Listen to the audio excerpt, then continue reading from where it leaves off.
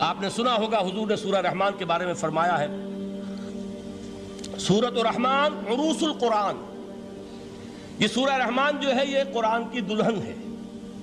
جیسے دلہن کو آپ خوشنما لباس پہناتے ہیں، آراستہ پیراستہ اس کو گہنے اور اس کو زیور پہناتے ہیں، تو جس طریقے سے سجاتے ہیں آپ دلہن کو، اللہ تعالیٰ نے ایک سورت قرآن مجید میں یہ ایسی رکھی ہے سورہ رحمان کہ اسے خوب سجایا ہے۔ اس میں الفاظ کا در و بست، اس کا اپنا ایک ڈیوائن میوزک ہے۔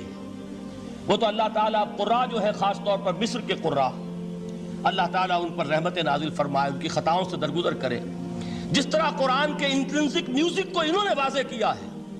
واقعہ یہ ہے کہ اگر یہ لوگ نہ ہوتے، شیخ عبد الباسط محمد عبد الصمد، شیخ محمود خلیل الحصری، یہ لوگ کہ جنہوں نے قرآن کے اس غنا، میوزک، یہ لفظ جو ہے آپ حیران نہ ہو کہ میں یہ کوئی شاید توہین کر رہا ہوں قرآن کی، حضور نے یہ لفظ استعمال کیا ہے، تغنو، اس قرآن کو اچھی سے اچھی خوشلحانی کے ساتھ پڑھو۔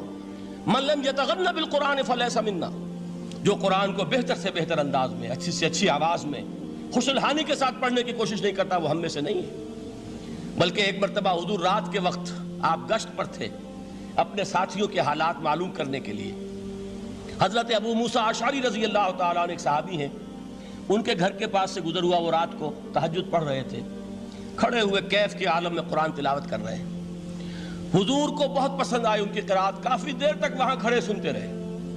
اب انہیں کیا پتا کون سن رہا ہے۔ بالکل اسی طرح سمجھ لیجئے، ایک بات یاد آئی ہے، حضور فرماتے ہیں کہ جس طرح کان لگا کر اللہ قرآن کو سنتا ہے، کسی چیز کو نہیں سنتا۔ ہمیں نظر نہیں آتا نا، ہمیں معلوم نہیں، ہم قرآن پڑھ رہے ہیں تو سننے والا کون ہے؟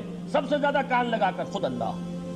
یہاں اس لیے مجھے یاد آیا کہ ابو موسیٰ اشعری کو کیا پتا تھا کہ کون سن رہا ہے۔